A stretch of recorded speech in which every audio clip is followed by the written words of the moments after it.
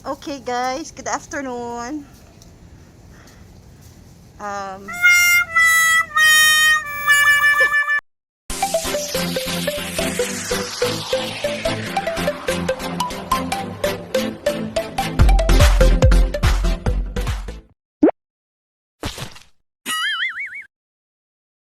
Hello again mga kaburgis, welcome back to my channel, and today, nandito po ako ngayon sa aming rooftop. So, dito po, nakikita nyo yung buong Metro Manila. Medyo hazy ngayon dahil nagkaroon ng low pressure, pero so far naman ako medyo mainit na, andyan na yung haring araw. It's about 5 o'clock in the afternoon, so medyo hindi na rin ganun kainit, kaya ako lumabas. So, pakita ko lang po yung view dito sa aming roof deck. Medyo ano lang po kami, hindi po kami high-rise condominium, medium rise lang. So, I'm at the 22nd floor, which is the roof deck. Nakikita po dito Manila area, Mandaluyong, Pasig, Pasay, Makati, and some parts of Taguig. Okay? Ito pa. I think this is the Manila area talaga. Yan, nakikita po natin yung kahabaan ng Nagtahan Bridge. Nagtahan, yeah. Nagtahan. Ito yung malapit po kami sa Pasig River. So kung makikita nyo, nakikita po yung area ng Pasig River sa Santa Ana area. Yan, Santa Ana area. So this part is yung Pasay area. Pasay. Ito is part of Taguig and Makati. So, punta po tayo banda sa Makati. Ito pa, Makati area. Some parts of Taguig hindi ganun kakita. Punta tayo sa kabilang side.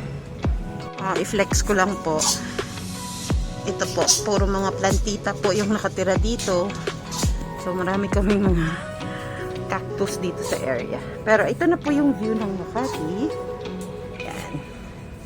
Kasi ito po yung area namin. Boundary siya ng Manila and Makati. So yan po yung business district ng Makati. Okay. So yan. This one naman is, yeah, that one is Ortigas. Kung nakikita niyo po, may mga buildings. Dito medyo, ano siya, kaya hindi ko ma-expand. Basta yung area na yan is Pasig. So, ito po yung rooftop namin. Punong-puno po siya ng mga plants. Hindi kasi ako plantita, kaya hindi ko alam yung mga plants na nandito. Pero yan, ito po. Punong-puno na po siya ng plants. Yung sister ko po nandyan. Kaya aming mga dogs. Winowalk kasi namin aming mga dogs. Hello, Chanel, Coco. Say hi, Chanel, Coco.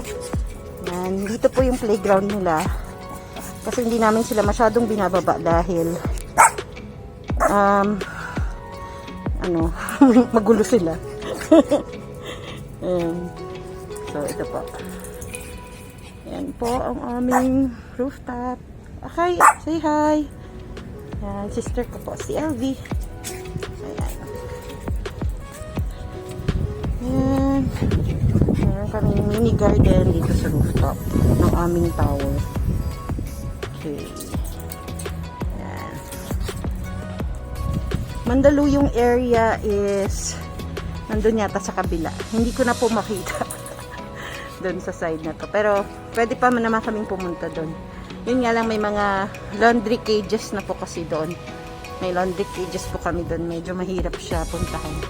Pero yung side po na yun, pag New Year, pumunta po kami dyan to have a view, 360 view of the city. Okay? Okay, so yun lang po, mini tour of where I live in Santa Ana. So, Yan, medyo okay naman kami dito dahil malapit siya sa Makati, malapit siya sa Manila area, Manila area kami pero hindi kami yung Manila, ano yun, yung parang Central Manila. Kasi ang Central Manila is somewhere there pa sa may Loton. Yan, Loton area. Doon pa po sa unahan. So, kami yung area na malapit sa boundary ng Makati. So, medyo mas convenient po siya sa akin because I work in Makati. And, yan. Kung pupunta kayo ng Mall of Asia, malapit lang din. Tapos, pupunta ang Glorieta, malapit lang. Saan pa ba? Taguig, yeah, malapit lang din. So, yan na po. Ano lang, mini tour of our tower. So, ang towers po dito is 9 towers. So, dito lang po ako sa tower na to. Okay, so, yan na po. As I always say, stay safe, stay healthy, and stay pretty. Bye! Yeah.